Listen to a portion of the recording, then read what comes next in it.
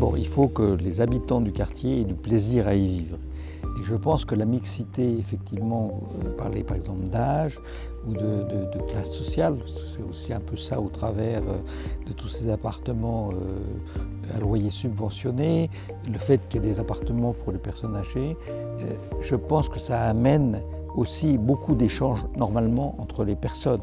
Parce que, bon, il y a des familles avec des enfants, des jeunes enfants, il y aura des personnes âgées, et je pense que c'est très bien pour les deux de pouvoir échanger et de voir qu'il y a des tas de questions différentes. Pour moi, c'est extrêmement important. J'adore le contact humain.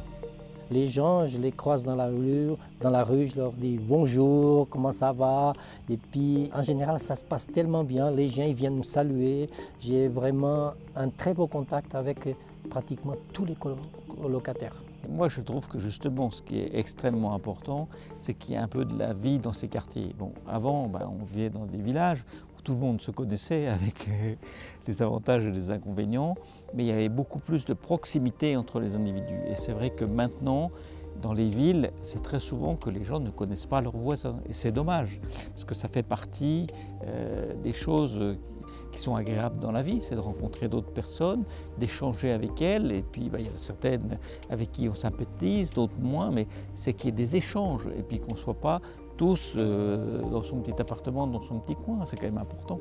Il faut être à l'écoute des autres, il faut savoir les écouter, il faut trouver quelqu'un qui nous écoute. Tout ça, ça fait partie, en base, le contact humain. Et ça, c'est la meilleure chose que je pense qu'il puisse exister dans un quartier, qu'on s'entende tous bien. Un bon voisin, évidemment, c'est quelqu'un qui a à la fois la discrétion et la réserve nécessaire, parce que si c'est quelqu'un qui est toujours en train de se mêler de suivre ce que vous êtes en train de faire, c'est peut-être un peu désagréable, puis avec qui vous pouvez avoir plaisir à discuter de choses et d'autres.